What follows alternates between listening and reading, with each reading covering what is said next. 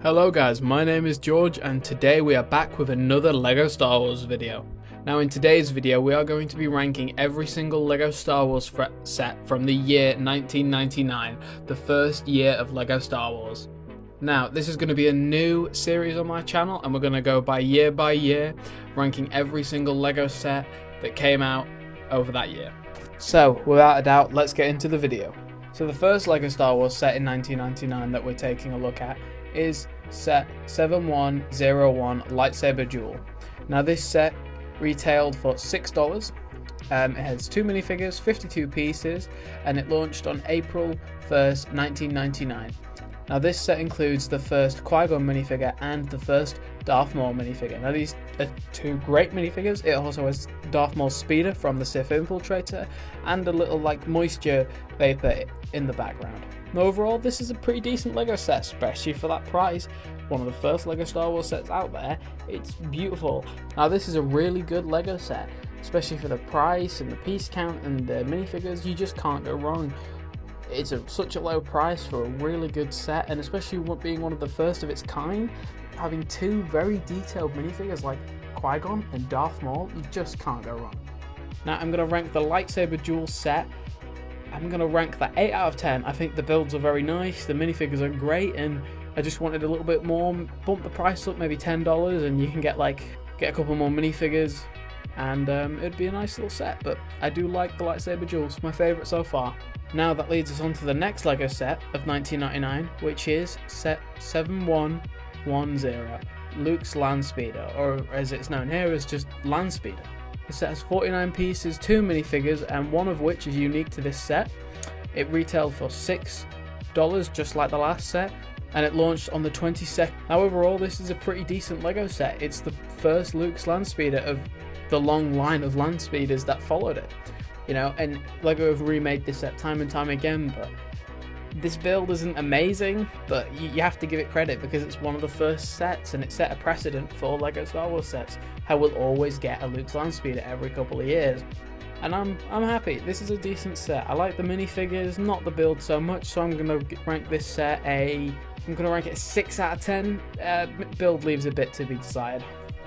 Now next up we go on to a bit of a doozy of a set, and that is set 7111, which is the Droid Fighter. Now this set had 62 pieces, it retailed for $6, no minifigures, and it launched on the 17th of May 1999. Now this is a weird set to me because I do like it. I mean, it looks good and it's obviously a basic build for the time, but it is cool. But it's just lacking. There's no minifigures, there's no droids. You could have thrown in a couple of droids in this set and everyone would be, loving it. It wouldn't have made much sense, but people will love that. It's okay, but it's not good in any sense of the word. Overall, I'm going to rank this set probably a 4 out of 10. Least favourite so far. It's just, like I say, it just leaves something to be desired. It's just lacking in so many areas, but it is the first set of its kind, so you can't go wrong. But overall, 4 out of 10. Now next up we have set 7121 NABOO Swamp. It has 82 pieces, 4 minifigures released for $10, and it released on April 1st, 1999. Overall, I'm going to rank this set. This may seem controversial for the time, but a 10 out of 10. I think it's my favourite set of all. I just really love it. It's a cool concept. It's just a really nice little build, and for early LEGO Star Wars, it's just amazing. Now straight after that we have set 7128 Speeder Bikes. Now this is sort of an early version of the Endor Speeder Chase diorama that's come out in 2023 on May 4th. This set has 93 pieces, it retailed for $10 and has 3 minifigures, one of which is unique to this LEGO set. It released on March 1st of 1999 and it's pretty cool. For $10 you're getting 3 minifigures, 2 scout troopers with their brilliantly designed speeder bikes. I mean, yeah, they're a bit blocky, but it was LEGO Star Wars in 1999, Things are obviously different now, comparing a speeder bike from that set to a speeder bike from the Endor Speeder Bike Chase diorama from this year. Obviously, it's gonna look bad. I mean, comparison is the thief of joy. It's just true. So overall, I'm gonna rank this set maybe a 7 out of 10. I would like to see maybe a Leia minifigure and maybe Luke's, like a speeder for Luke. But overall, it's a cool set, and for the time, it's pretty decent. But overall, I'm just not that hyped about it. Now, the next set we have is set 7130, the Snow Speeder. It came with 215 pieces, 3 minifigures, 2 of which are unique to this set.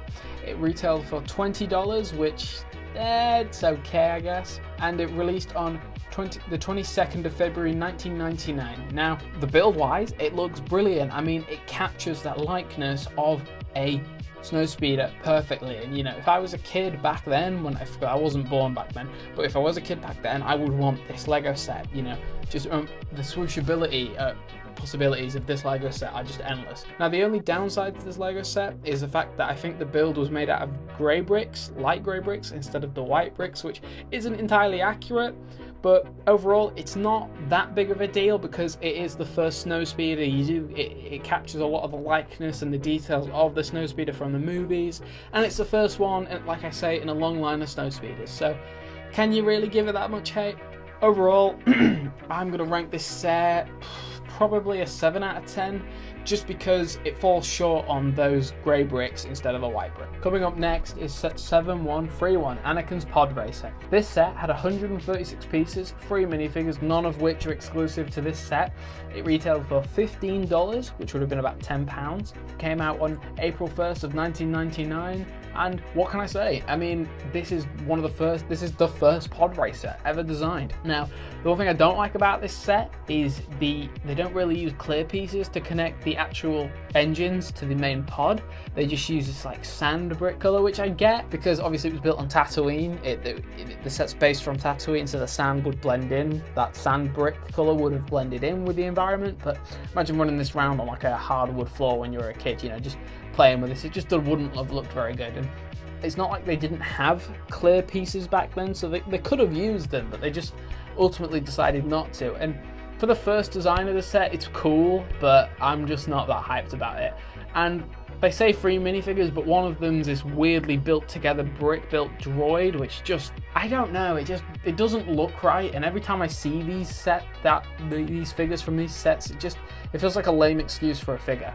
I do like the Padme and the young Anakin, but overall I'm just not that hyped about this set. So I'm going to rank it probably a 5 out of 10. It's cool, but it's just not executed very well. And there are some other sets on this list from this time period that are executed so perfectly, it's unbelievable, but then some others just fall short. I guess that's the usual narrative with LEGO Star Wars nowadays, but I thought it would have been different 20 years ago. Following up from that, we have set 7140. The X-Wing Starfighter. Now, this set had 266 pieces, 4 minifigures, none of which are exclusive, but what can you say? It retails for $30 and it launched on the 22nd of February 1999. Now, this is what I mean. Unlike the last set, this set is just brilliant. I mean, look at that build.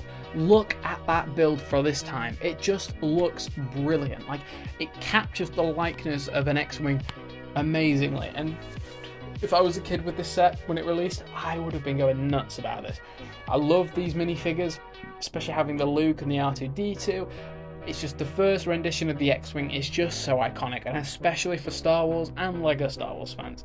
You just can't go wrong. Overall, I'm going to probably rank this set a 8 out of 10. The only one problem I do have with it is, again, like the Snow Speeder, it's using grey parts, light grey bricks instead of white bricks. And I just don't know why the LEGO Star Wars designers made this choice, but again, it was their decision, it was their design choice to make it, but I just don't like it. Overall, it's a good set, but leaves a bit to be desired. And again, another prequel set that disappoints. Set 7141 Naboo Fighter. Now, this set had 179 pieces, 4 minifigures, one of which was unique to this set. It released for $20 and it launched on April 1st, 1999. Now, just like Anakin's Pod Racer, look at this build. I mean, I know comparison is a thief of joy and all, but if you compare this set to the next Naboo Starfighter, I just don't know how LEGO Star Wars thought this was a good design choice. I mean, look, the body looks so snubby and like so shortened in the middle, and then the wings looks really wide. It looks entirely different from a NABOO starfighter. I do like the yellow colouring and the fact that, you know, you get an Anakin minifigure and then you get the 2 battle droids and an R2-D2. It's not bad, but it just doesn't represent the source material very well. Now I'm going to have to rank this set again a 5 out of 10. You have to give them some credit. It was the first try of LEGO Star Wars. You know, this is the first time ever these models or techniques have been put into practice. So you do have to give them some credit, but overall it just doesn't hold up nowadays. It's just not a good set. So like I say, 5 out of 10. It could be better. Following up on that absolute abysmal NABOO starfighter, we have set 7150, TIE Fighter and X-Wing. Now, this set had 409 pieces, 3 minifigures, released for $50 on the 22nd of February 1999, and this is what I mean. Like I said earlier, it's ridiculous how some sets can be so brilliant from this time period and some sets can be so horrible. This set isn't a horrible one, it's brilliant. I mean, the Y-Wing, it's a bit blocky and there's a bit too many studs exposed, but overall it's beautiful. I love the shaping of the cockpit and the guns, you know, and especially those engines coming out the sides, and that TIE Fighter is Darth Vader's TIE, which is just beautiful. I mean, it looks so sleek and cool. It's a weird color scheme because I believe it's blue and black instead of grey and black. Again, it's just a weird design choice that LEGO decided to use at the time. But again, if you watch the films back then, you got that sort of impression that the greys were more of a darker blue. So can you really complain on that aspect? Not really, but it doesn't hold up today's standards either way. This set is pretty cool, you know. 2 ships, brilliant minifigures, especially that Darth Vader. And this is one of the first LEGO sets. It was just a must-have back then. Overall, I'm going to rank this set 7.5 out of 10, just because there's too many studs exposed on the Y-Wing, and the TIE Fighter is just the wrong colours. But overall, it's a decent set, but you know, it's a higher price and some incorrect colouring. Now moving on to possibly the worst set in this list, that is set 7151, the Sith Infiltrator. Now this set had 244 pieces. It included 1 minifigure, which was Darth Maul. It retailed for $30 and it launched on April 1st of 1999. Now honestly, what were LEGO thinking? I mean, I just don't get how you can go from the Y-Wing that is just beautifully designed to this. It's so blocky up front and the landing is so janky. The colouring is just completely off. I mean, at least I got the speeder right for Darth Maul. But other than that, this set is just lacking in so many areas. I just don't get what they were going for with the blue and the different colours and bricks. It just doesn't do the source material justice here. Overall, I'm genuinely going to have to rank this set 3 out of 10. It really is just not holding up nowadays. And even back then, I wouldn't have bought this. If I walked into a shop and saw that on the shelf, I would have turned around and went, what the hell is that? Probably the worst set in this list. Anyway, moving on. So now moving on to the last 2 sets of the list. The first one up is set 7161, the Gungan Sub. Now again, I just can't understand why we can go from really crap sets to really brilliant sets like this one. This set had 379 pieces, 3 minifigures, 1 of which was unique to this set, retailed for $50 and launched on April 1st, 1999. Now just look at it. It's beautiful. You know, the printed tiles on the back surrounding the main engine, to the 3 clear dome pieces, the Obi-Wan, the Qui-Gon, and the Jar Jar Binks minifigure, just can't complain. The lovely shaping of the set overall, it just is brilliant, and the colouring is just perfect as well. Overall, I'm going to rank this set a 9 out of 10. You would have liked to see a Padme Amidala, like a Queen Padme Amidala minifigure in here, but we didn't see that. And, you know, we did with the modern one, but not with this one, so that's why it gets a lower ranking. And moving on to last but not least, set 7171, Mos Espa Pod Race. Now, this has to be one of my favourite LEGO Star Wars sets of all time. I mean, it's just, to me, it's timeless. Now, it does include the shoddy build of Anakin's pod racer, but it also has Sebulba's pod racer and another pod racer in the background. Now, considering this set released for $90 US, it had 896 pieces and 10 minifigures, 4 of which that were unique to this set. $90 was a steal. From the varying builds that you have in this set, to all the minifigures, to the 3 different speeders. Now, if you were a kid with this set, imagine playing about with this in your room or just on a table and just racing all the ships together, you know, having Anakin overtake the other pod racers, having the other pod racers fall apart. It would have been perfect. Well, it was perfect. And that's why, to me, this set is a 10 out of 10. For this year, this has to have been the best set that released, just because of its builds and its minifigures. That was my ranking of all of the LEGO 1999 LEGO Star Wars sets. Now, overall, this was a pretty decent year. You had some doozies, but you also had some gems. Now, my favourite was, like I said, the Mos Espa pod race, and probably my least favourite was the Sith Infiltrator. But overall, I'm going to rank this year a 8 out of 10.